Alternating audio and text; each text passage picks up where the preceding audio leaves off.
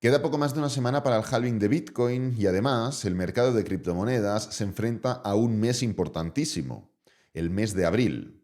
En el vídeo de hoy explicaré qué ocurre en los meses de abril históricamente y cómo deberíamos encararlo. Haré un análisis de Bitcoin de hoy y comentaré cuáles han sido las noticias de última hora que han provocado caídas en índices tradicionales y cómo afectarán directamente a Bitcoin y el mercado de criptomonedas. Bueno, tal y como he comentado, quedan 8 días y 13 horas aproximadamente, recordad, para el halving de Bitcoin. Parece que la fecha se está asentando entre el 18, 19, 20 de abril, haciendo un promedio nos quedaría el día 19 de abril, pero como ya sabéis, esto va a ir fluctuando en base a la velocidad de minado.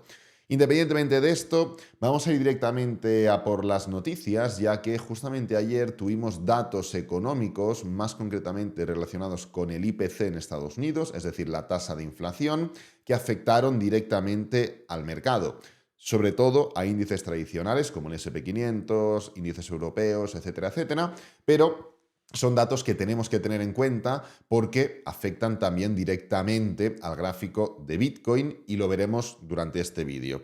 Lo que ocurrió es que se esperaba que la inflación pasara del 3,2% al 3,4%, es decir, que se esperara que fuera un dato superior, como viene siendo más o menos tendencia durante estos últimos datos. Es cierto que hay datos donde esperábamos una caída, otros datos donde esperábamos otra caída, pero la realidad es que en términos generales estamos viendo cómo hasta ahora esperábamos prácticamente en todos los datos que fuéramos decreciendo esa inflación y la inflación pues salía un poquito más o un poquito menos, pero se esperaba esa reducción y ya llevamos una tendencia reciente donde pues ya no se espera tanto una reducción, sino que se espera que pase del 3,1 al 3,2, pero hay sorpresa más alcista. En este caso sí que se esperaba una reducción, pero hay sorpresa nuevamente más alcista. Aquí se esperaba que se mantuviera firme, pero hay sorpresa alcista. Aquí se esperaba ya que subiera, pero vuelve a haber sorpresa alcista. Claro, esto ha afectado directamente a los índices en Estados Unidos y como podemos comprobar, si venimos para aquí arriba, los índices durante el día de ayer, hoy los futuros están bastante planos. Es habitual esperar a que llegue ya la sesión como tal para ver qué rumbo tomamos. Veremos si es un rumbo que continúa con las caídas de ayer. Nasdaq 0,87 abajo, SP 500 0,95, Dow Jones 1,09 y el Russell sí que se salvó quedándose plano. O si por el contrario nos damos la vuelta debido a que se descuenta un escenario totalmente diferente, lo cual, pues bueno, me parecería bastante extraño, ¿no? Ahora trataremos un poco más detalladamente esas noticias porque son muy importantes y es muy importante que entendamos la naturaleza de lo que está ocurriendo y la dicotomía en la que nos enfrentamos y nos enfrentaremos durante las próximas semanas y próximos meses, es decir, todo este año 2024.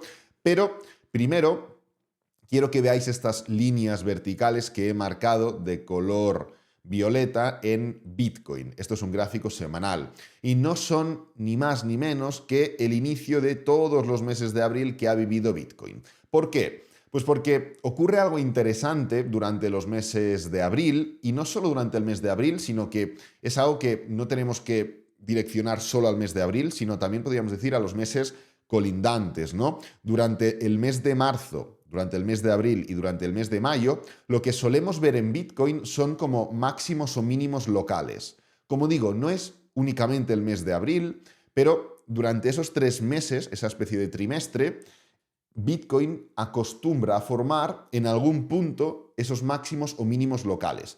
Máximos o mínimos locales no significa, en este caso, por ejemplo, cambio de tendencia. Simplemente significa que el precio consolida durante esos meses y luego o continúa o, por el contrario, llega a una especie de máximo o mínimo, forma una corrección y continúa con la tendencia. Creo que en ningún momento hemos llegado a formar un máximo o un mínimo que implique un cambio de tendencia, así es, sino que en todo momento se han formado correcciones para continuar con la tendencia anterior.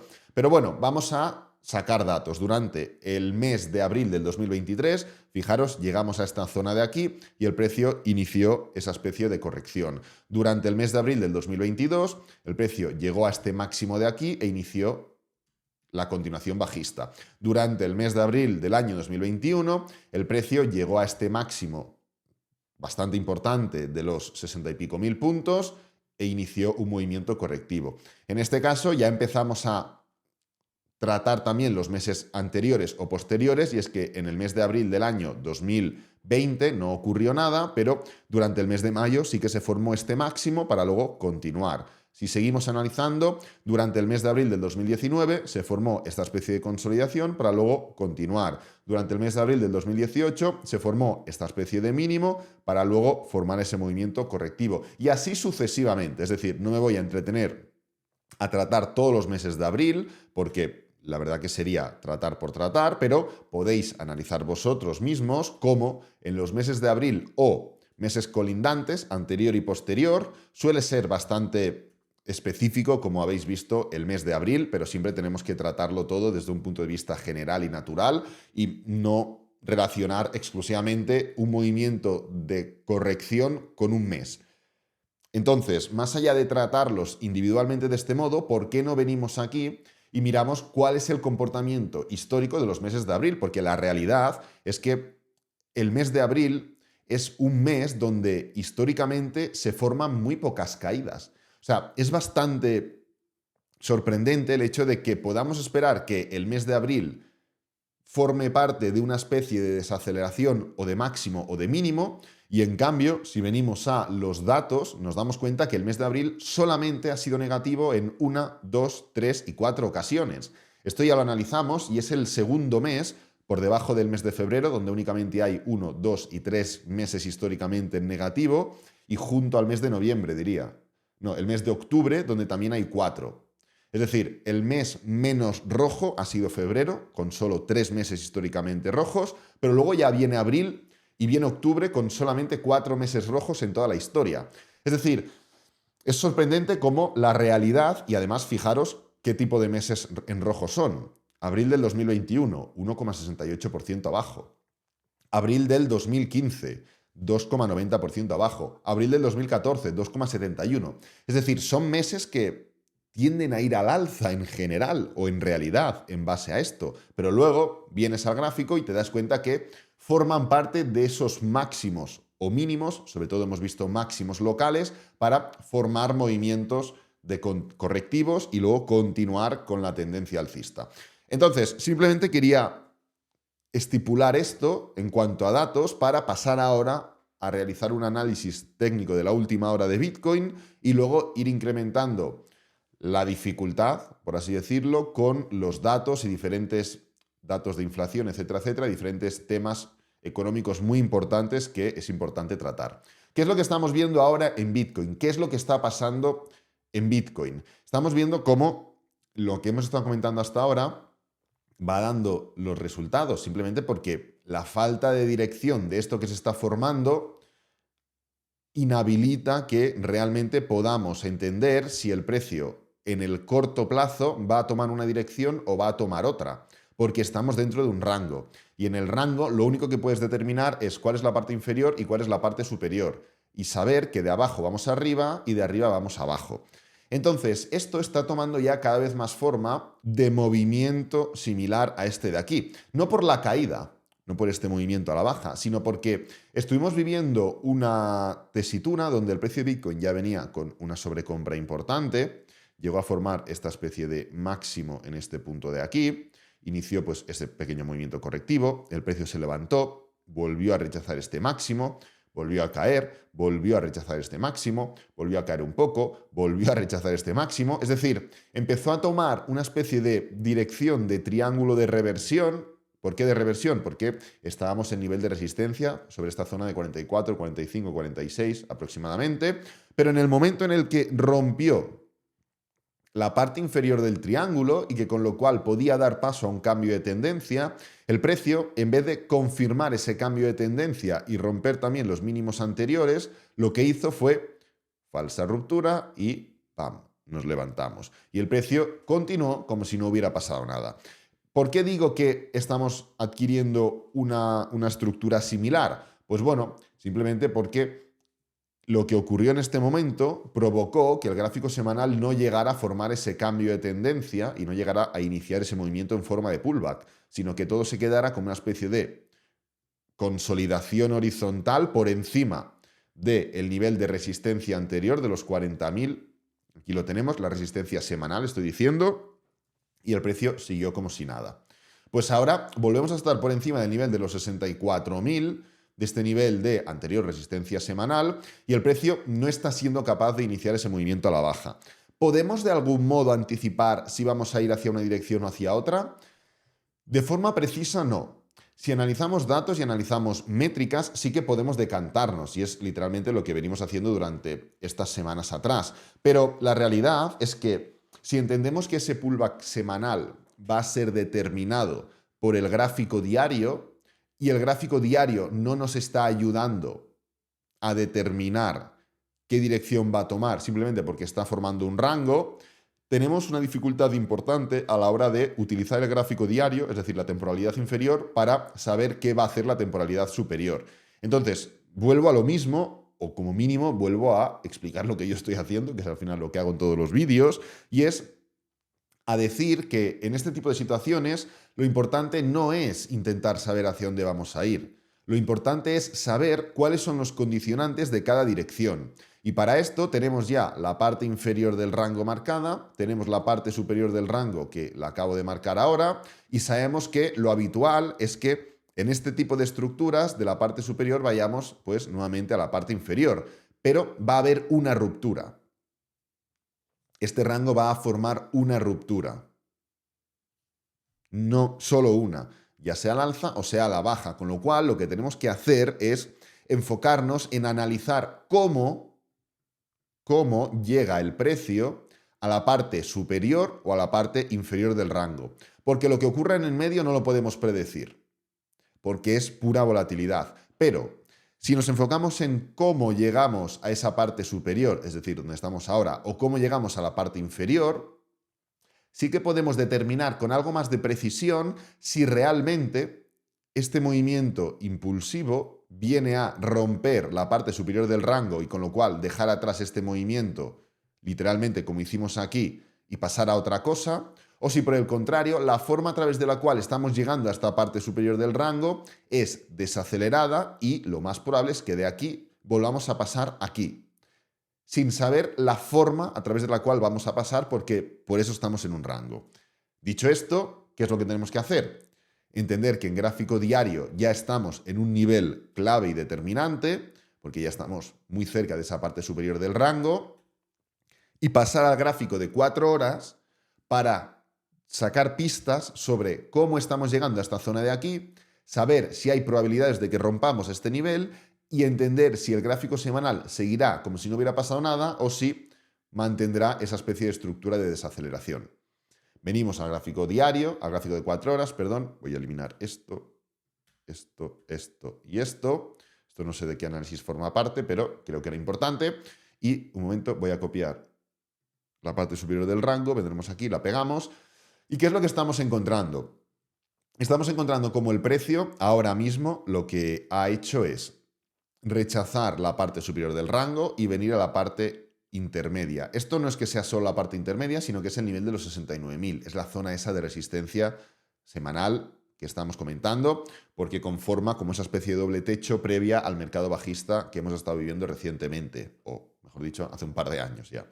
Entonces, ¿ahora en qué nos tenemos que focalizar? En si este movimiento alcista de aquí, que más que porcentualmente de abajo arriba, esto es lo de menos, ha subido un 5%. En cuanto a velas, tenemos que focalizarnos en si vamos a hacer un máximo decreciente respecto a este nivel de aquí, y con lo cual confirmaremos una estructura de vuelta, como hicimos aquí, o si por el contrario, a la hora de atacar la parte superior o a la hora de continuar con este movimiento, no va a haber ningún tipo de freno y con lo cual podremos volver a esta zona de aquí y nuevamente lo mismo, que el precio no frene aquí no significa que llegue con fuerza a la parte superior, porque puede llegar con patrón de cuña.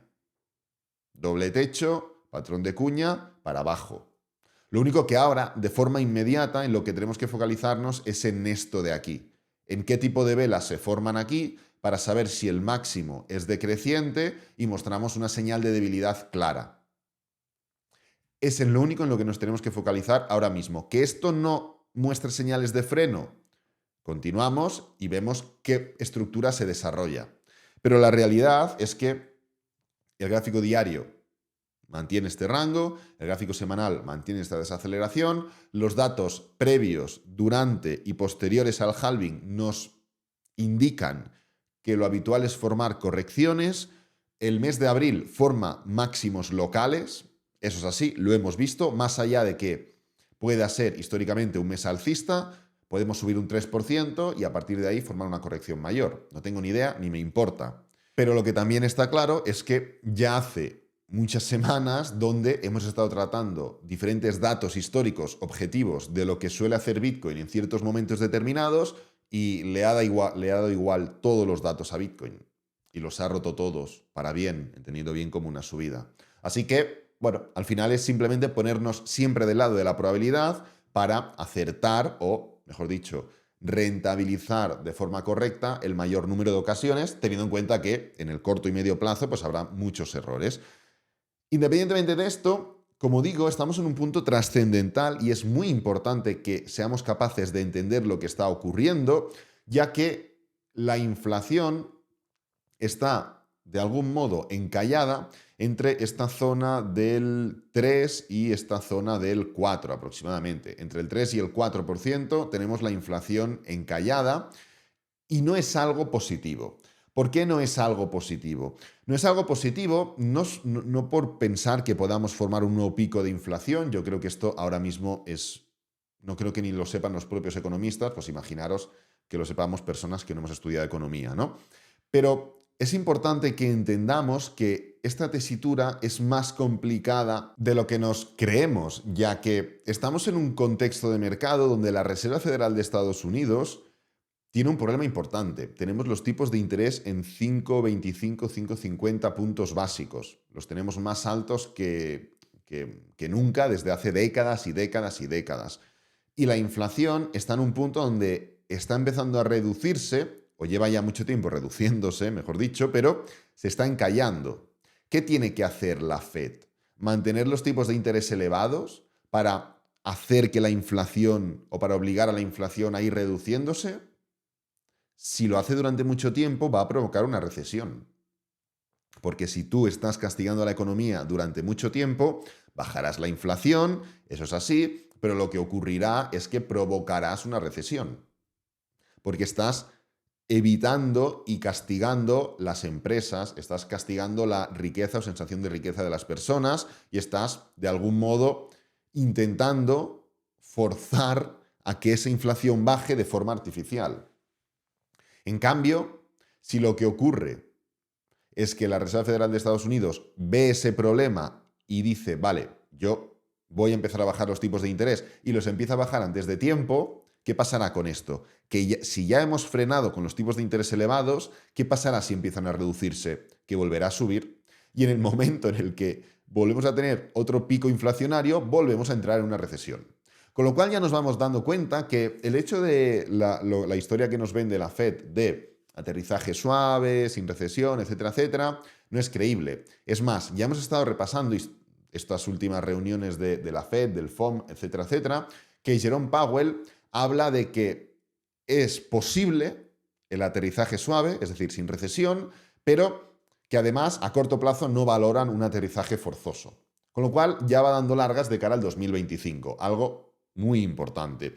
Esto, lo que vimos durante el día de ayer, generó lo siguiente, y es que los tipos de interés nuevamente, aquí lo tenemos, se espere que se mantengan en 5,25, 5,50, evidentemente durante el mes de mayo, que es lo que ya esperábamos, pero es que también durante el mes de junio, pero es que también durante el mes de julio. 1, 2, 3, 4, 5, 6. Aquí tenemos 6 reuniones de tipos de interés. Se hacen 8 al año. Llevamos 2 ya.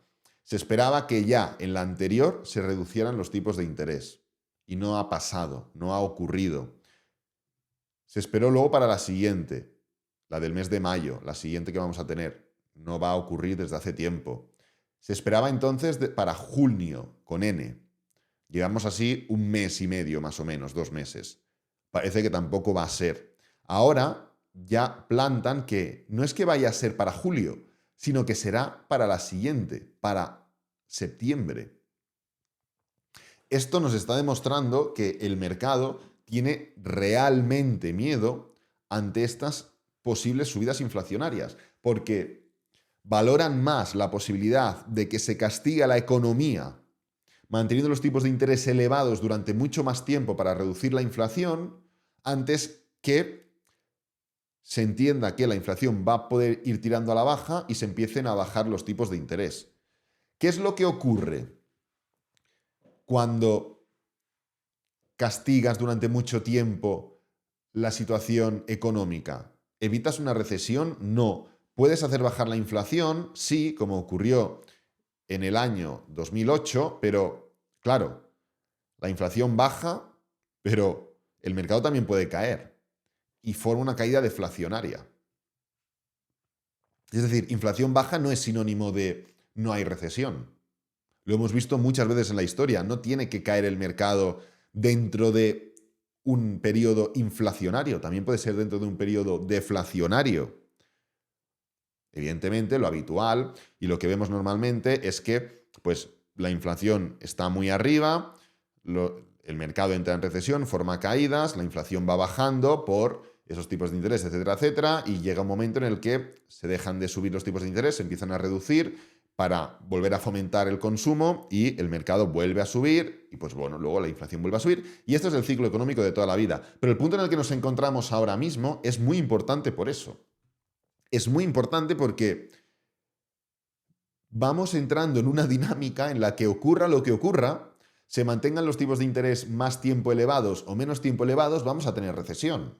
Este año no creo que sea, pero estoy viendo que pues, lo probable es que de cara al año que viene pues, podamos tener alguna recesión, simplemente porque esto no está terminando de bajar y si mantenemos los tipos rígidos, veremos lo que ocurrió en el año 2008. Dejando de lado el contexto único del año 2008, como que cada año tiene un contexto único. Pero en cambio, si somos muy permisivos, lo que va a ocurrir es que tendremos una caída como la del año 1973. Inflación elevada, recesión, y luego ya pues, se reduce esa inflación.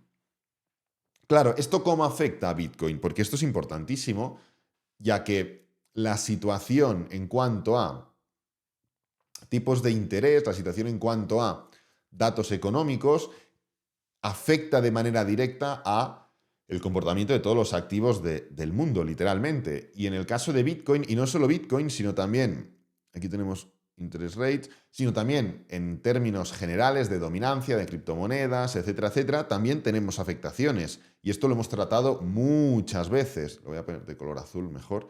De color azul tenemos los tipos de interés. Y como puedes comprobar, en el momento en el que, ¡pam!, se empezaron a reducir los tipos de interés durante el último ciclo alcista, lo que ocurrió fue el inicio de la caída de Bitcoin. Cuando empezaron a reducirse los tipos de interés en el anterior ciclo alcista, fue el momento en el que las altcoins colapsaron contra Bitcoin. Aquí tenemos ya la línea marcada. Este análisis hace un montón de tiempo que ya lo tenemos hecho. Cuando empezaron a reducirse los tipos de interés en el mercado, fue el momento exacto en el que la dominancia de Bitcoin terminó explotando y ya llegó a ese máximo local, la dominancia, justamente a finales de septiembre del año 2019 e inició este movimiento a la baja. Porque ya fue el momento de cambio donde, si ponemos también encima de la mesa el gráfico de Bitcoin, fue el momento de cambio final. A ver. Fue el momento de cambio final donde a partir de ahí, como podemos comprobar, la dominancia inició un movimiento a la baja y Bitcoin en color azul celeste formó ese movimiento correctivo y luego ya arrancó con fuerza. Y se confirmó el bull run final y la dominancia ya no volvió a levantarse nunca más hasta el punto en el que nos encontramos ahora mismo, donde vuelve a intentar romper esta parte superior. Entonces, como estamos viendo, la realidad es que El contexto en el que nos estamos metiendo ahora mismo, económicamente hablando, es determinante. Siempre la situación económica es determinante porque es lo que conduce el mercado, ¿no? Cuando la situación económica es positiva, el auge del crecimiento es mayor o potencialmente será mayor y todo sube más porque todo el mundo va a ganar más. Y viceversa pasa con la situación económica negativa. Pero ahora mismo no estamos detectando si la situación es positiva o es negativa. Es mejor que hace unos meses, pero dependiendo de cómo vayamos tirando el rumbo, va a ser catastrófica. Y además, uniendo esto a diferentes elementos como o nativos de cada uno de los activos, como por ejemplo el mes de abril en criptomonedas, etcétera, etcétera, etcétera, podemos darnos cuenta de que hay que ser muy cauteloso con cómo gestionamos nuestro dinero y con lo que nos gustaría y la realidad de lo que estamos viendo. Evidentemente no es ni para ser catastrofista ni para nada, simplemente pues hago mi análisis, os lo expongo y pues yo seré más conservador que los demás, puede ser, pero la realidad es que tampoco tengo motivos ahora mismo para pensar que durante este año seguiremos creciendo, creciendo, creciendo sin ningún tipo de límite y el año que viene también y así seguiremos hasta dentro de 3 años donde formemos una corrección o lo que sea. Entonces nada, simplemente quería hablar de la importancia del mes de abril, quería hablar de la importancia de los datos económicos y eso es todo. Espero que te haya gustado el vídeo, que te haya servido, que es lo importante. Si es así, dale me gusta, suscríbete, compártelo con amigos, con la familia y nos vemos en el próximo vídeo.